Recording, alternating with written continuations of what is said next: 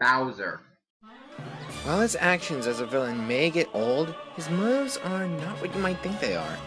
Yes, Bowser needs a nurse to take care of his Koopaling kids and the heir to the Koopa Kingdom throne, but that's not the actual reason why he goes after Princess Peach.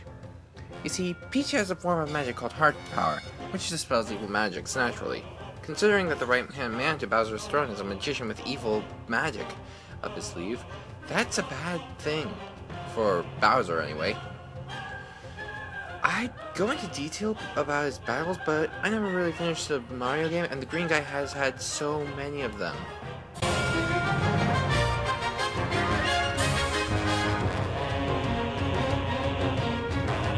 Number 4 is Grima.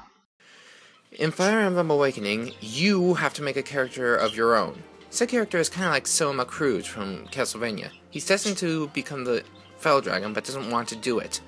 When Lucina, or as she's known very early in the game, Marth, comes back to prevent the future, that is Grima's destruction, Grima comes back in time as well to be the Patriarch of the Pleiadians. But the Patriarch looks exactly like your character, whose default name is Robin, and even shares the name.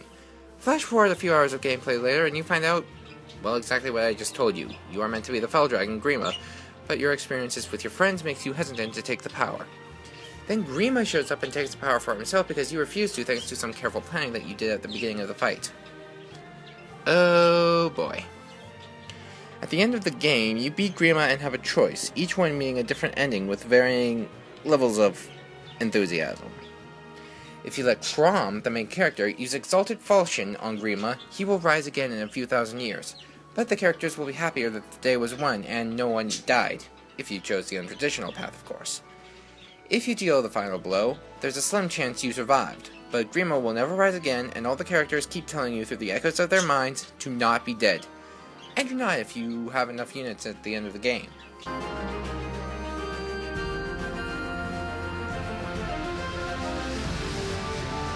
What is with the concept of a villain being a cloak and a disembodied head or so that makes it so popular?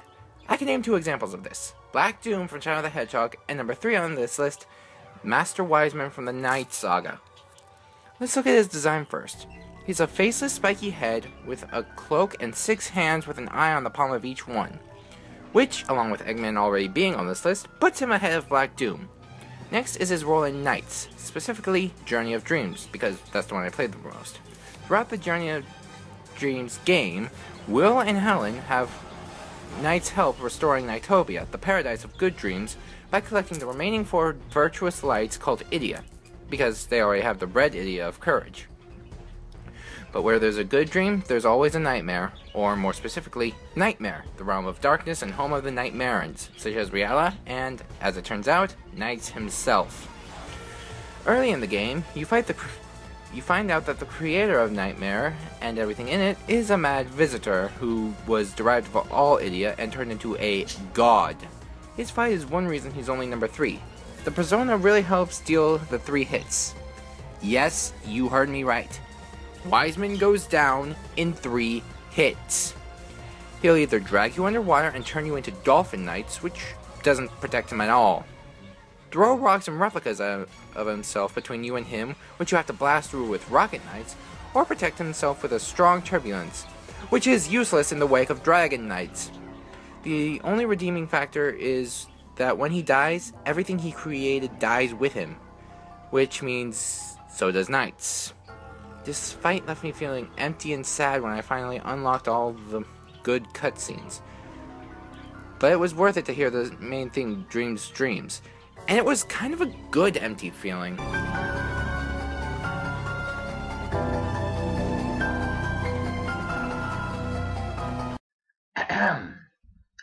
Ganondorf. You can't have Mario without Bowser, you can't have Sonic without Eggman, and by rule of 3, you can't have Zelda without Ganon. My favorite incarnation of originated in Ocarina of Time as the king of the Gerudo thieves, bent on taking over Hyrule for no apparent reason. Until you play Wind Waker, where you find out that he wanted a safe home for his people, regardless of the danger he would put the Hylians in. He actually succeeded in Ocarina of Time, but that was erased at the end of the game when Zelda reset the timeline, and sends Link back to relive his childhood. My favorite storyline was in the Twilight Princess storyline, where he was Xant's god until you actually killed off Xant and Ganondorf could walk free. By now you probably want to know why I prefer Twilight Princess climax over Ocarina of Times. Think about it like this. Would you rather a fight be iconic or epic? Both is perfectly acceptable, but if you had to choose one or the other, which would it be? I rest my case. There are 4 phases to his fight in this game. First, you fight a flying Zelda, and you beat her by playing Pong. I refuse to call it tennis. Then you fight Ganon, the great evil beast.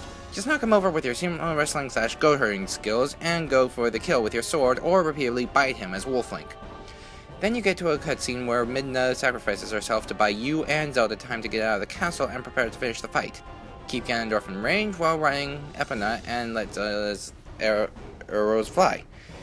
The latter part you have no control over. 3 hits and a cutscene where Link gets caught in a ring with Ganondorf later, and you have one last fight to go. This time, you have to use all of the training you learned as the human Link to swerve your way around to the top and deal the finishing blow. I don't know why, but I find the finishing blow here more appealing than the one in Ocarina of Time and the one in Wind Waker.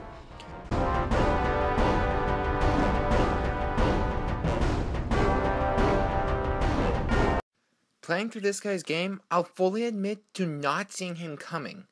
But here he is. My number 1 greatest video game villain is Hades. Hello again. Pit. Hades. Pit. Hades. Pit. Hades. Yes. Hades. Excuse you. But anyway, now it's real. On to victory. This guy is brilliant! Not just as a villain, but as a character. Some of his dialogue with the other characters in Kid Icarus Uprising is downright hilarious. First, his explanation of how he resurrected Medusa. He says, and I quote, "A pinch of memory to a ton of souls, put them in a blender and hit frappe." If it were that simple, the dead would be coming back a long time ago. What lands him in here is his fight. Good God, his fight.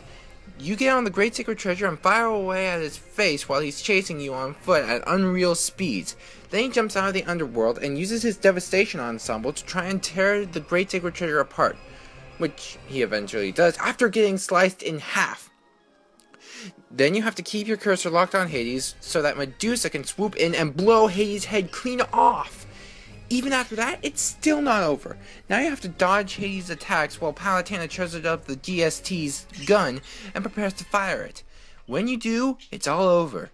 It's all over and it's time to watch the credits roll. He's still not a perfect villain, as we don't know his motivations beyond he wants to create a never-ending army.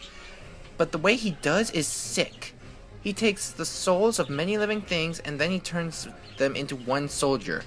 Jeez. That's twisted. I'm the son of Nero, and I don't see Hades being forgotten anytime soon.